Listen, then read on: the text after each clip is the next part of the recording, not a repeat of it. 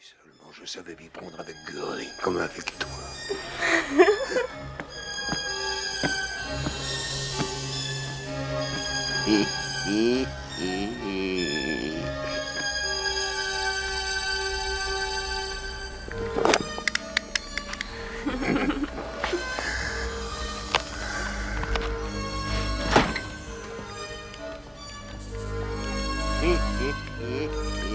Qu'est-ce que c'est que cette plaisanterie?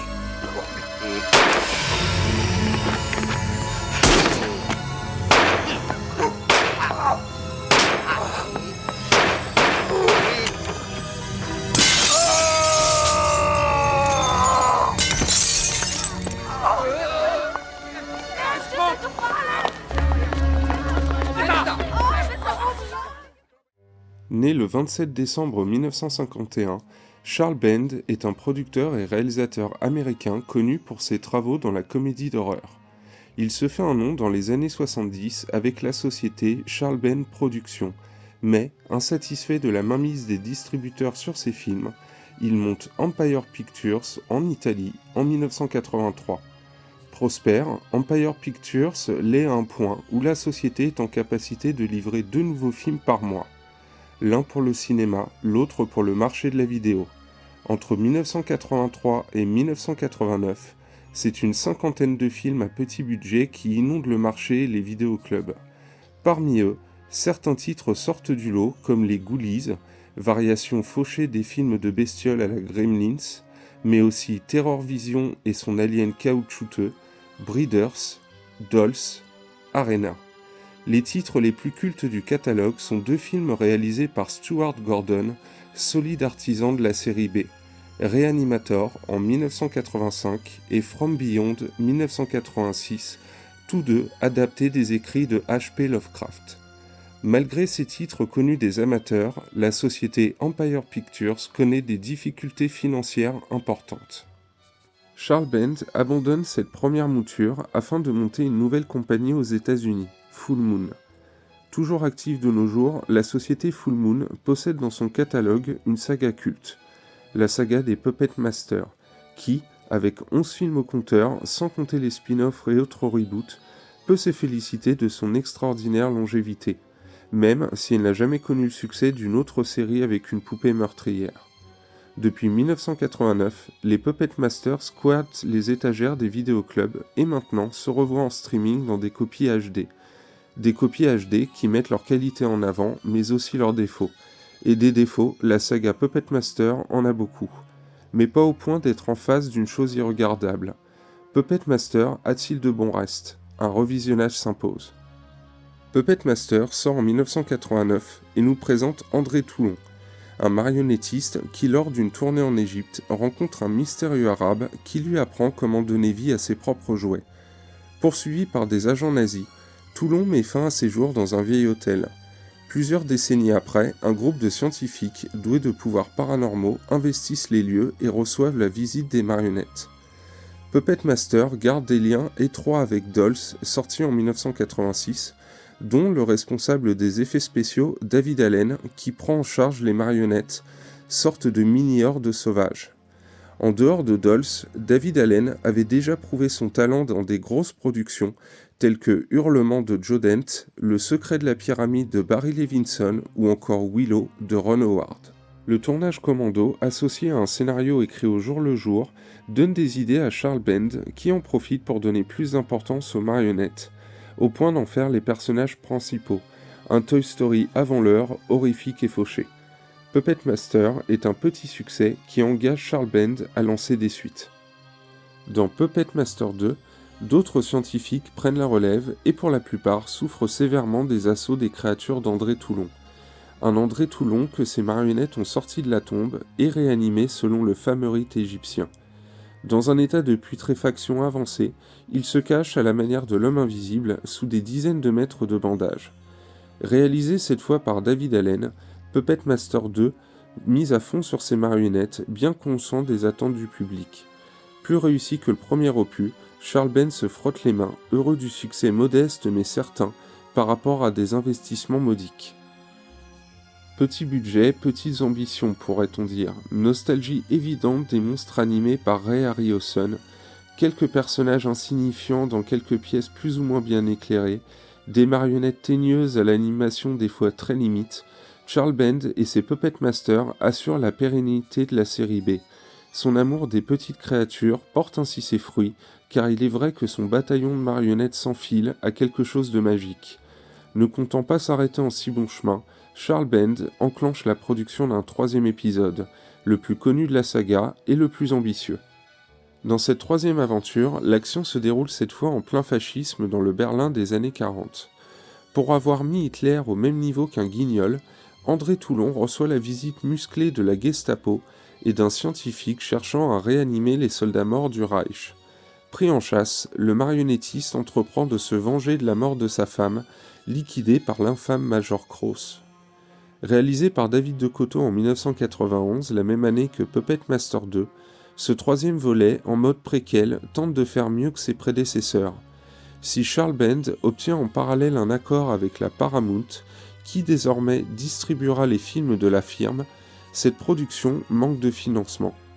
Ambitieux, Puppet Master 3 n'a malheureusement pas les moyens de reconstituer dignement un Berlin en pleine Seconde Guerre mondiale.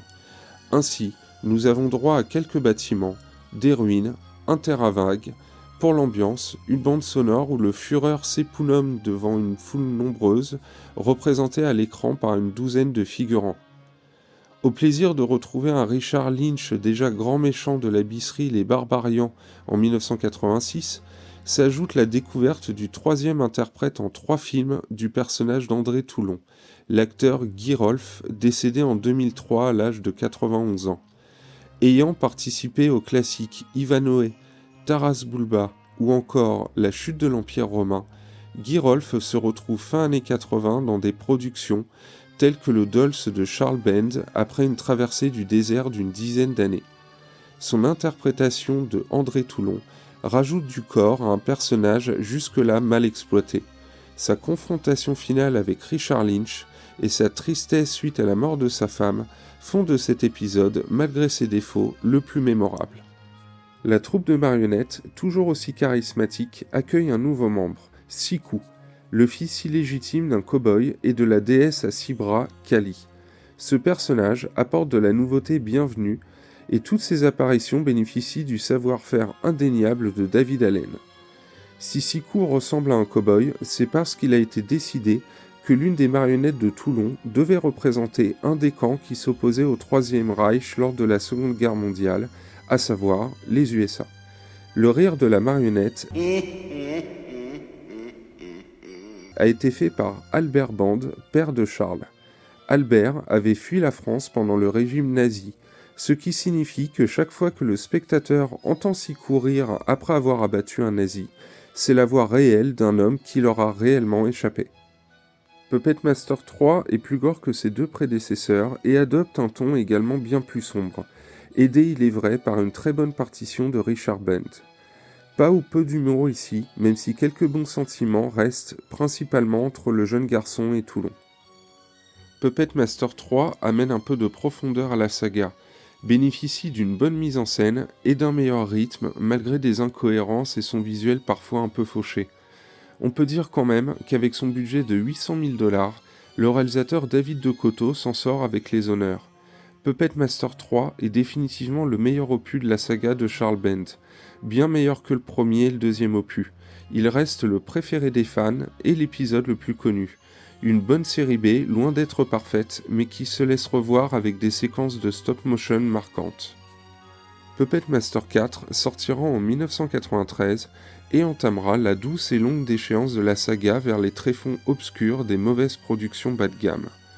Si les premiers films étaient des petits films de série B fauchés, les suivants vont souffrir de budgets de plus en plus rachitiques et de tenues techniques de plus en plus discutables, faisant passer la saga dans la catégorie des séries Z. Des mauvais choix dont Charles Band est seul responsable. Dans Puppet Master 4 et 5, tournés à la suite en Bulgarie pour des économies sur le budget, les créatures d'André Toulon sont transformées en marionnettes bienveillantes afin de séduire les plus jeunes pour des films qui se veulent plus grand public. Ce seront les 2 derniers épisodes distribués par la Paramount, et surtout les 2 derniers auxquels participera l'animateur David Allen. La fin d'un cycle dont le titre de ce Puppet Master 5, The Final Chapter, s'avérait prémonitoire. Après sa sortie en septembre 1994, la société Full Moon décide de mettre les Puppet Masters à la retraite. 4 ans après son abandon, en raison de la demande des détaillants vidéo et des fans pour un nouvel épisode, la franchise Puppet Master a été relancée par la production d'un 6e épisode, Curse of the Puppet Master, sorti donc en 1998. Un épisode très faible qui sera suivi de 5 films de qualité très moyenne, enterrant la franchise dans les tréfonds du Z. Réduction des coûts, visuellement songés, les films utilisent des marionnettes à tige et à fil plutôt que la stop motion jugée trop coûteuse, erreurs de continuité, acteurs interchangeables pour rôles sous-développés, le manque de talent est flagrant que ce soit devant ou derrière la caméra. En 2018, un reboot a été produit sous le titre Puppet Master The Littlest Reich. Ce film change quelque peu la donne, puisque pour une fois, Charles Band n'est pas seul à la production, n'écrit pas le scénario et ne s'implique pas dans la réalisation. Aidé par de nombreuses autres boîtes de production, on comprend dès les premières scènes que ce nouvel opus a bénéficié de beaucoup plus d'argent. Ça se sent et ça fait du bien. Dans les faits, ce Littlest Reich ne révolutionne pas la saga, loin de là, mais est un petit coup de pouce à une franchise qui depuis une vingtaine d'années ne ressemblait plus à grand chose et manquait clairement d'intérêt. Depuis, Charles Band a repris la main et lancé des films dérivés tels que Blade The Iron Cross en 2020 ou encore Puppet Master Dr. Death en 2022. Des films bien Z qui n'auront pas pour ambition d'élever le niveau d'une saga définitivement bien trop longue. Charles Band, dans l'esprit d'un Roger Corman, aura donc capitalisé sur une franchise lucrative sans prendre le soin d'en faire quelque chose de mémorable ou qualitatif. Restent les 2 premiers épisodes, série B sympathique qui joue plutôt la carte de la suggestion et du hors-champ de manière efficace, alors que le gore et le sexe dominaient le cinéma horrifique des années 80, ainsi qu'un Puppet Master 3 qui sort du lot pour des raisons qu'on a déjà citées. La saga Puppet Master fait en tout cas partie des représentants de ce type d'effets spéciaux jugés comme désuets, la stop motion. Et bien que certaines productions récentes mettent encore cet art en valeur, c'est avec un certain plaisir que j'ai revisionné Puppet Master 3, film à l'origine de cette vidéo, et apprécié l'animation détaillée de la meilleure marionnette de la saga, Siku. Les nazis tirent les ficelles du monde. Mais André Toulon n'a pas besoin de ficelles pour faire bouger ses marionnettes.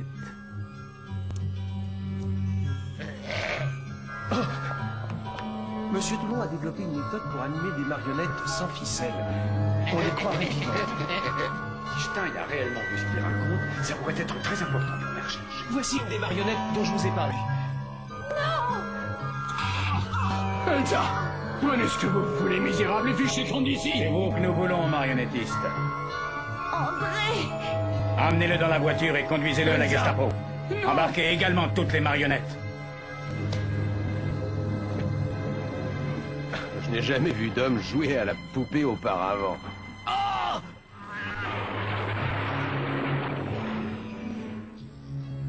Monsieur Toulon a échappé à votre surveillance. Nous sommes sur le point de le capturer. Oui, on ne m'empêchera pas de continuer mon œuvre. Et vous implorerez ma pitié. Et je n'en aurai aucune.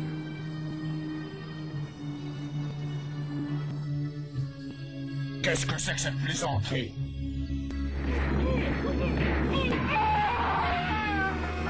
Trouvez-le-moi. Je me fiche de savoir combien d'hommes il vous faudra. Mais trouvez-le.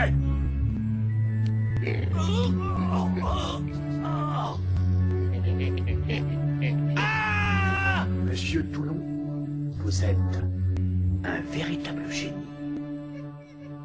Oui. C'est tout ce que je peux faire pour toi maintenant. Mais tu vas pouvoir assouvir ta vengeance. Quel est votre secret? Aucune pitié.